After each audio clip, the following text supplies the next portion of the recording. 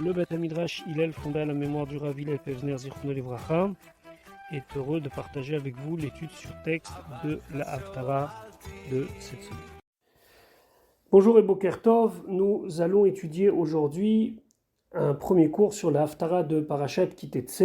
Cette Haftara se situe dans le livre de Ishaya, Isaïe, Perek Nun Dalet, chapitre 54, Pasuk Aleph, verset 1. Donc, ça fait déjà plusieurs semaines que nous lisons des parties du livre de Ishaya, le prophète de la consolation. Lui, Ishaya, prophétise avant la destruction du premier temple.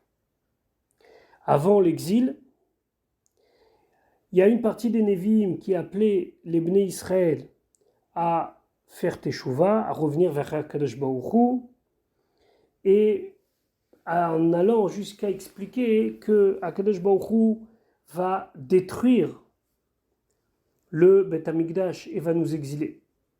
À ce moment-là, Yerushalayim est peuplée et ses habitants entendent de la bouche des prophètes ce qu'il va se passer. Alors Ishaya, lui, a une prophétie qui vient au contraire du discours ambiant, consoler Yerushalayim et ses habitants en lui disant qu'est-ce qu'il se passera à la fin des temps après les années de Galout avec Yerushalayim. Et donc ici c'est une description de Yerushalayim dans toute sa splendeur avant sa destruction, pour dire que même si maintenant on a l'impression qu'elle perd, plus tard elle recouvrira encore plus de territoire, elle retrouvera encore plus de beauté, et c'est ce que l'on va voir maintenant dans cette Haftara. Donc, le Navi dit « Roni Akara » réjouis-toi, celle qui est stérile, Lo Yalada, qui n'a pas eu d'enfant. Alors, selon le sens simple, ici, on parle de Yerushalayim. Le Navi s'adresse à Yerushalayim et lui dit « Réjouis-toi, toi qui jusqu'à maintenant es vidé de tout enfant, comme si tu étais une femme stérile. Pitzri, ouvre ta bouche de joie, Rina pour exprimer cette joie, Vetsahali, et exprime cette joie à voix haute. La différence entre Rina et Tsahala, c'est que Rina, c'est simplement un sentiment qui n'est pas tellement exprimé à l'extérieur, alors que Tsahali, ça représente une joie qui est extériorisée, et ceci de manière très bruyante et très visible, on va dire comme ça. Et de quoi Vetsahali, de quoi elle doit exprimer cette grande joie, l'ochala, qu'elle n'a pas eu les douleurs de l'enfantement.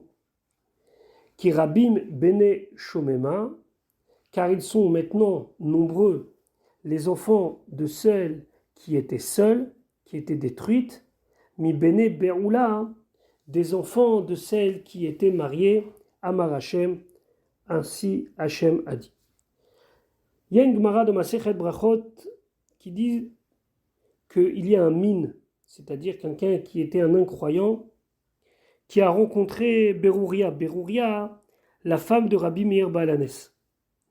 Et il lui a posé une question simple sur ce passage. Comment est-ce possible de dire à une femme stérile, Roni, réjouis-toi, Roni akara lo yelad. Comment est-ce possible de dire une telle chose? Alors Berouria lui a dit, choté, imbécile, tu n'as pas lu jusqu'à la fin du verset. Qu'est-ce qu'on dit à la fin du verset? Que Rabim Bene Shomema, ils seront nombreux, les enfants de celles qui a été délaissées, détruites, plus que les Bnei Beoula, plus que les enfants dont la mère avait encore son mari. Clairement et nettement, on parle de Yerushalayim et d'après certains de Knesset Israël comme une nation ou bien une ville Akara stérile.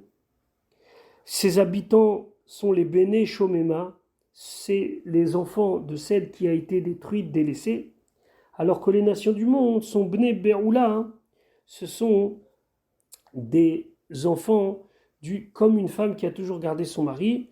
Au final, Rabim bene Shomema, seront nombreux les enfants de la Shomema, c'est-à-dire de Yerushalayim, plus que les bnei Beoula. Il faut juste revenir sur cette histoire de l'Ochala. Non seulement ici, elle passe, donc Yerushalayim ou Knesset Israël, de l'état de Hakara, c'est-à-dire femme stérile, à une femme qui enfante, mais l'Ochala, qui n'a pas de douleur à cause de cet enfantement. Ici, ça signifie quoi? Le Malbim explique que toute nation se forme dans la souffrance. On le sait très bien dans l'histoire, lorsque des nations ont pris leur indépendance, ça est souvent passé par des périodes de lutte armée, des fois contre des ennemis de l'extérieur, des fois contre des ennemis de l'intérieur, des guerres civiles. Et donc, pour qu'une nation se forme, il faut qu'elle passe par une étape qui est une étape douloureuse. Après des centaines et des milliers d'années de galoute, on pourrait penser que la nation juive, elle aussi, va avoir besoin de passer par une étape difficile, violente, douloureuse, pour pouvoir renaître de ses cendres et reformer la nation juive. Et là, d'après le Malbim, c'est ce que le Navi promet, l'Ochala. C'est-à-dire qu'on va passer de l'étape de la galoute à la Géoula, le retour des exilés sur la terre d'Eretz Israël, sans que ça doit passer par une période de lutte, que ce soit de lutte avec des ennemis de l'extérieur ou que ce soit de lutte avec des ennemis de l'intérieur. Et au final, Rabim bene Shomema mi bene Beoula seront plus nombreux ceux qui sont les enfants de celle qui a été détruite et délaissée, c'est-à-dire Yerushalayim, plus que bnei Beoula, les enfants des autres nations du monde. Pasuk Bet. Le phénomène de retour des exilés sur la terre d'Eretz Israël sera tel qu'il faudra demander à Yerushalayim de s'étendre. Et le pasuk dit Achivi mekom haolech. Étends les endroits où sont tes tentes, veyeriot mishkenotaich, et les tentures de tes demeures, yatou, seront tendues. Plus c'est tendu, plus la toile qui forme cette tente va s'étendre et plus on pourra y mettre de monde. Al tarsochi, et ne sois pas limité, ça veut dire ne t'empêche pas d'étendre ton territoire. Arichi metaraïr, allonge les cordes et les plots qui retiennent tes tentes, vitedotaïr chazeki, et donc ces espèces de clous qui sont plantés pour tenir les tentures, tu dois les renforcer. Ici, clairement et nettement, ça fait appel à ce que nos Chachamim disent que lorsque Mashiach va venir, la terre d'Eretz Israël va s'étendre et Yerushalayim va étendre sa Kedusha sur tout le territoire actuel de la terre d'Eretz Israël, et toute la terre d'Eretz Israël s'étendra au-delà des frontières qui étaient prévues. Et c'est ce qui veut lui dire ici, Achivi, mais comme Aoler, ça veut dire qu'il va falloir faire de la place et tu vas t'étendre. Maintenant, le fait qu'on parle quand même de demeures qui sont des demeures assez fragiles, on parle de tentes, on parle de tentures, yériotes, qui nous dit que ceci ne va pas être pour une période donnée que ça va disparaître? Les commentateurs expliquent que quand le Navi dit Vitetai chazeki, que tu vas renforcer les espèces de clous, de pieux qui sont à terre pour pouvoir tenir tes tentures, ce terme de chazeki, c'est pour dire que cette fois, c'est quelque chose de définitif. C'est pas quelque chose qu'on va planter en attendant. Donc, cette expansion d'Eretz Israël n'est pas une expansion pour une petite période, mais c'est une expansion éternelle. Et d'ailleurs, Pasuk Gimel, on va tellement s'étendre que ça va aller dans tous les sens. Ki yamin ou smol tifrotzi. Car à droite et à gauche, tifrotzi, tu vas dépasser toutes les barrières. C'est comme le mot ufaratsta, c'est-à-dire casser la barrière, aller beaucoup plus loin. Vezarer, et ta descendance, goim yirash, va hériter des nations. Veharim neshamot yoshivu, et les villes neshamot qui précédemment étaient détruites, yoshivu, ils vont s'y installer et refaire fleurir et refaire prendre vie dans ces endroits qui jusqu'à là étaient déserts. Alors le mot tifrotzi ici fait appel à un pasouk.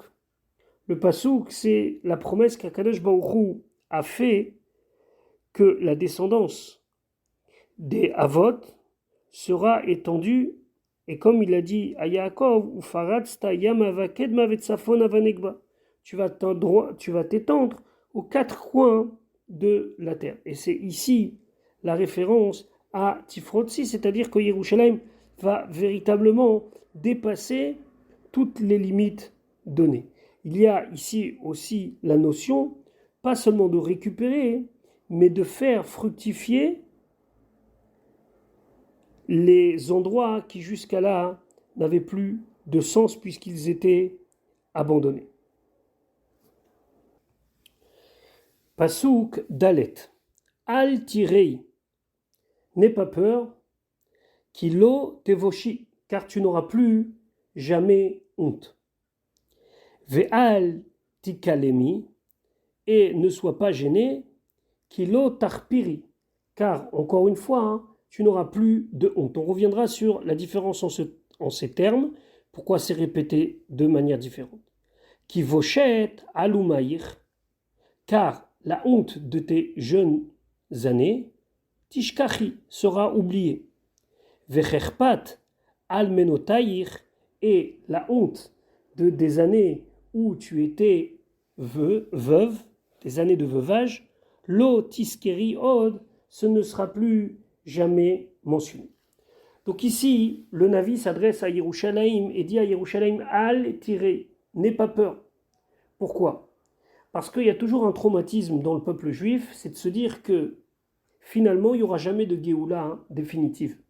On a déjà connu plusieurs fois un phénomène de libération, en commençant par celui de la sortie d'Égypte, mais qui n'a pas abouti à quelque chose de amiti, de vrai, d'éternel.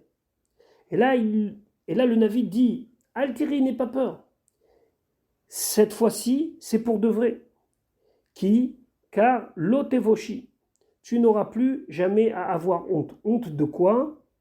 Ici, c'est dans le sens où la honte de quelqu'un qui revient en captivité. Hachem, il dit, n'aie pas peur, tu ne vas plus jamais retomber. Ve'al tikalemi. Et à partir de là, tu ne dois plus être gêné, c'est-à-dire tu dois relever la tête et montrer combien tu es importante et grande, kilo tarpiri, parce que tu n'auras plus jamais la honte de la galoute. Alors, le Ibn Ezra, le Radak et le Metsudat David essayent d'expliquer la différence entre Boucha et Chlima. Maintenant, le Malbim, il dit Al-Tarpiri, c'est comme l'Arfor. L'Arfor, c'est creuser. Al-Tarpiri, ça veut dire ne mets pas ta tête vers le bas comme si tu cherchais à la mettre sous terre. Relève-toi. Pourquoi ? Parce que la honte de la manière que tu as, de la manière dont tu t'es comporté dans tes jeunes années, c'est-à-dire en galoute, ça va être oublié. De quoi on parle ? On parle ici des années où les Bnei Israël ont rejeté Akadosh Baruch Hu parce que tout allait bien. Et ça, c'est des erreurs de jeunesse, de penser que tout nous est dû, tout nous revient. Et donc là, ça fait référence aux époques où le peuple juif a fauté Merov Kol, à cause qu'il avait tout. On dit que Moshe Rabbeinu, au début du Sefer Devarim, il a fait des remontrances aux Bnei Israël de manière déguisée. Et quand il leur a dit, concernant leur comportement au moment du veau d'or, il leur a dit en faisant allusion à un endroit qui s'appelait Vedizav. La Torah, elle dit Vedizav. Dizav, c'est Daizav, ça veut dire que tu avais trop d'or. Comme on avait trop d'or, alors on a fait un veau d'or. Maintenant, Vecherpat, Almenotaïr, ça parle là vraiment des années de galoute, des années de veuvage où on était exilé, qu'on n'avait rien, sans mari, entre guillemets, c'est-à-dire sans attachement visible avec Akadosh Baruch Hu, ça non plus ne va pas nous être rappelé et plus jamais on va vivre une telle chose.